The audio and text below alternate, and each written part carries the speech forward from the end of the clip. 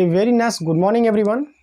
चलिए इस वीडियो में जो है डिवीज़न एल्गोरिदम, ठीक है, यूक्लिड डिवीज़न लेमा से रिलेटेड जो कुछ आपको अप्लीकेशंस है उसके बारे में हम लोग पढ़ते हैं। ठीक है, देखिए अप्लीकेशंस में क्या कह रहा है इसमें, और ये काफ़ी ज़्यादा इंपॉर्टेंस है, ये भी आपको एग्जाम में पूछा जाता है।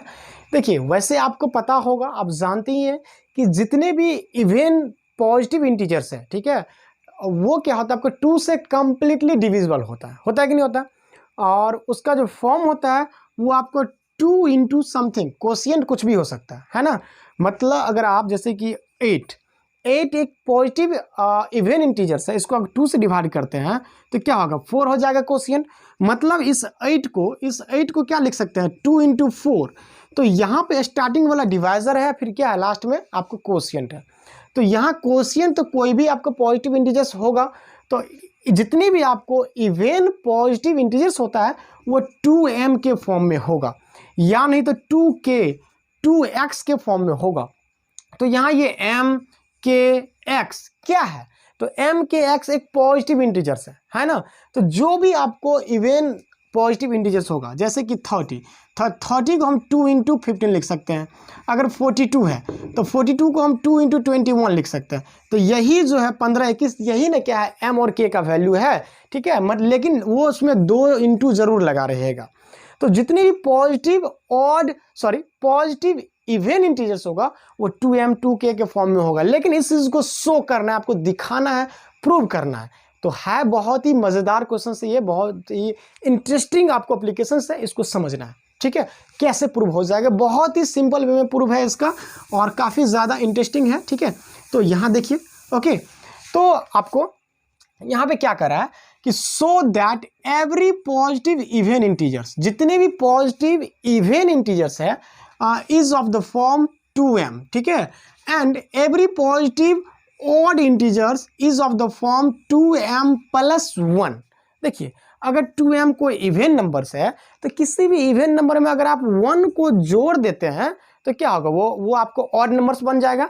तो जैसे कि 2m, तो ये अगर मान लीजिए 8 एक इवन पॉजिटिव इंटीजर्स है, ये क्या है 8 एक इवन पॉजिटिव इंटीजर्स है। तो इसमें अगर हम 1 ऐड कर देते तो 9 हो गया। तो 9 क्या हो गया, 9 हो गया आपको ऑड पॉजिटिव इंटीजर्स। ठीक है, तो इसी तरह से तो 2m प्लस 1 हो जाएगा आपको पॉजिटिव ऑड इंटीजर्स, और 2m जो होगा वो क्या होगा आपको पॉजिटिव इवन इंटीजर्स। तो ये चीज़ आपको दिखाना है। तो चलिए यहाँ पे क्या करेंगे, सबसे पहले इसके सॉल्यूशन में आपको कोई एक आर्बिट्रेरी पॉजिटिव इंटीजर्स को मान लीजिए। आर्बिट्रेरी मतलब कोई भी आप मान सकते हैं। तो let a be an arbitrary positive integers. ठीक है, पॉजिटिव इंटीजर्स है। तो ये जो आपको ए कोई हम माने हैं पॉजिटिव एनी इंटीजर्स मान लिए। ठीक है, अब देखिए अगर इसको हम इवन नंबर्स या ऑड नंबर्स पे चेक करते हैं तो 2 से डिवाइड करेंगे, क्योंकि अगर वो इवन नंबर्स होगा क्या होगा, अगर ये जो ए जो है ना, ये जो ए है, ये एक जो आप आर्बिट्रेरी कोई भी पॉजिटिव इंटीजर्स माने हम, अगर ये इवन होगा तो 2 से कंप्लीटली डिवाइड होगा, अगर ये ऑड होगा तो 2 से कंप्लीटली डिविजिबल नहीं होगा।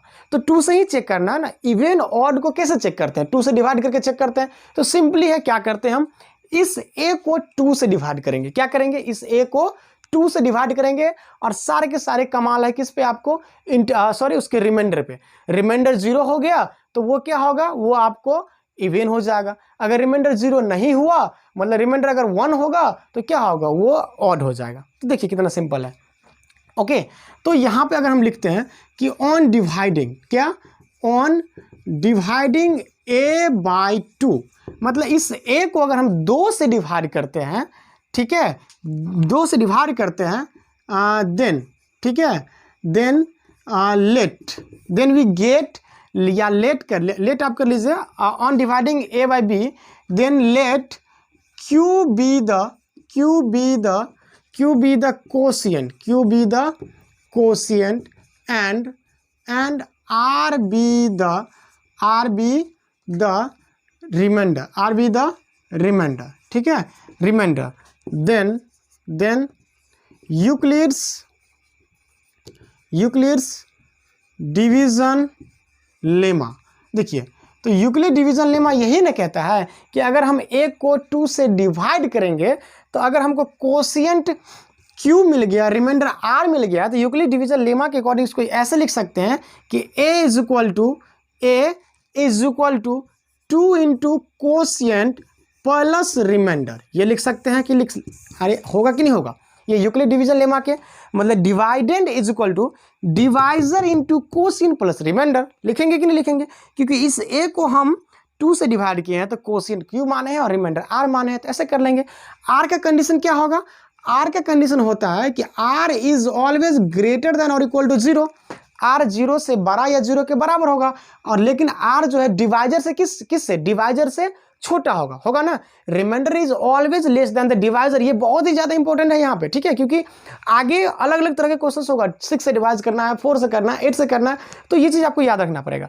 तो यहाँ पे आप डिवाइजर b थोड़ी लिखिएगा, यहाँ डिवाइजर क्या है? यहाँ पे डिवाइजर जो है 2 है, तो यहाँ पे 2 होगा। क्या होगा? 2 होगा। तो रिमाइंडर का वैल्यू हमेशा 2 से छोटा होगा और 0 होगा, ठीक है। तब बताइए रिमाइंडर के क्या क्या वैल्यू यहाँ पे पॉसिबल है? क्लियरली यहाँ पे ये कर सकते हैं, कि r इज इक्वल टू क्या क्या हो सकता है। अगर आप इस a को 2 से डिवाइड करते हैं तो रिमाइंडर या तो 0 होगा, क्या होगा? रिमाइंडर या तो 0 होगा या नहीं तो रिमाइंडर 1 होगा। क्या होगा? 1 होगा। 2 तो रिमाइंडर नहीं होगा। 3 कहाँ से होगा? जब 2 ही से डिवाइड करें तो डिवाइजर से बड़ा थोड़ी ना हो जाएगा रिमाइंडर। तो रिमाइंडर हमेशा यहाँ पे जब 2 से डिवाइड करेंगे तो रिमाइंडर क्या होगा आपको? 0 और 1 होगा। अब बताइए अगर किसी क्वेश्चन को अगर आप 5 से डिवाइड करते हैं, किससे? 5 से डिवाइड करते हैं। मान लीजिए अगर इस क्वेश्चन को यहाँ पे कुछ भी है उसको 5 से डिवाइड करेंगे तो रिमाइंडर क्या क्या होगा? बहुत ही आसान क्वेश्चन है। रिमाइंडर या तो 0 होगा, 1 होगा, 2 होगा, 3 होगा, 4 हो सकता है, 4 हो सकता है, बस इतना हो सकता है। इन पांचों में से कोई भी एक रिमाइंडर हो सकता है अगर हम 5 से डिवाइड करेंगे तो। बात समझ गए ना? तो चलिए, तो यहां पे अगर हम रिमाइंडर 2 तरह की कंडीशन आया है तो यहां लिखेंगे, देखिए व्हेन, या आप यहां पे ये कर सकते हैं कि केस फर्स्ट में जो है when r is equal to 0। देखिए r इज इक्वल टू 0, जब रिमाइंडर को 0 लीजिएगा तो क्या हो जाएगा? a is equal to 2q। क्या? a is equal to 2q, अब प्लस क्या हो जाएगा? प्लस आपको रिमाइंडर 0 हो जाएगा। a is equal to 2q plus 0, तो यहाँ पे a इज इक्वल टू जो है a इज इक्वल टू हो गया आपको 2q। क्या हो गया? 2q। तो 2q देखिए आपको ये जो आर्बिट्रेरी कोई पॉजिटिव इंटीजर्स माने हुए थे ना, आर्बिट्रेरी क्या हो गया? अगर आप कोई पॉजिटिव इंटीजर्स माने हुए हैं तो वो 2 इंटू क्यू के फॉर्म में आया। तो क्लियरली ये क्या हो गया? क्लियरली जो है आपको clearly 2q is an even, ठीक है, इवन पॉजिटिव इंटीजर्स, ठीक है। ये क्या हो गया? ये आपको 2q एक पॉजिटिव इंटीजर्स है। अब कहिएगा सर यहाँ तो आप 2m है यहाँ पे, ठीक है, 2m माने थे लेकिन यहाँ आप 2q दे दिए। तो देखिए यहीं पे थोड़ा सा आप अगर आप उसी फॉर्म में लाना चाहते हैं इसको चेंज कर लीजिएगा, यानी तो डायरेक्ट आप इसको ऐसे भी लिख सकते हैं। इसी को अगर आपको चेंज करने का मन है तो यहीं पे कर लीजिएगा, एक लाइन लिख करके कि a is equal to 2m कर लीजिएगा। क्या कर लीजिएगा? a is equal to 2m कर लीजिएगा, where m is equal to q। मतलब हम q को m के द्वारा रिप्लेस कर दिए।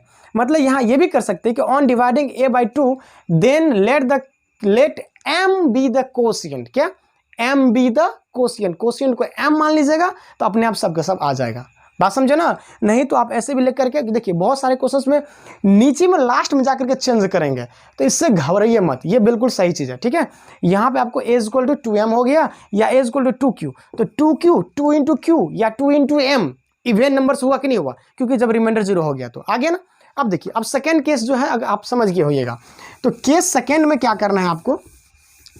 केस सेकेंड में, ठीक है, case second when r is equal to 1, जब रिमाइंडर 1 होगा तो देखिए यहाँ क्या है आपको यूक्लिड डिवीजन लेमा से आया था a is equal to 2q plus r आया था ना, तो r का वैल्यू 1 हो गया। अब बताइए अब 2q प्लस 1 है तो इसी को a is equal to 2m plus 1 कर लीजिए, ठीक है। Since m is equal to कर लीजिएगा, क्या कर लीजिएगा? q कर लीजिएगा, m is equal to q कर लीजिए, या आप स्टार्टिंग में वहीं पे m बी द कोशिएंट कर लीजिएगा, तो एक ही बार में हो जाएगा। तो यहाँ पे 2m प्लस 1, तो ये इवन नंबर से 2m क्या है? इवन नंबर से यहीं पे क्लियर किया आपको। तो 2m जब इवन नंबर है और किसी भी इवन नंबर में 1 ऐड करेंगे तो ये 2m + 1 क्या हो गया आपको ऑड हो गया, क्या हो गया ऑड हो गया। तो clearly 2m + 1 is an odd positive integers, ठीक है। तो लिख सकते हैं आप नीचे में कि हैंस, ठीक है, hence every positive even integers is of the form 2m and every positive odd integer is of the form 2m + 1 verified या प्रूव्ड, ये चीज प्रूव हो गया। ओके, तो होप कि आपको ये एप्लीकेशन समझ में आ गया होगा, ठीक है।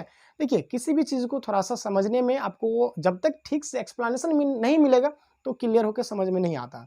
तो इसलिए इस वीडियो को आप दोबारा भी देखिएगा, कहीं फिर प्रॉब्लम होता है तो फिर मुझे आप बताइएगा। Okay, thank you.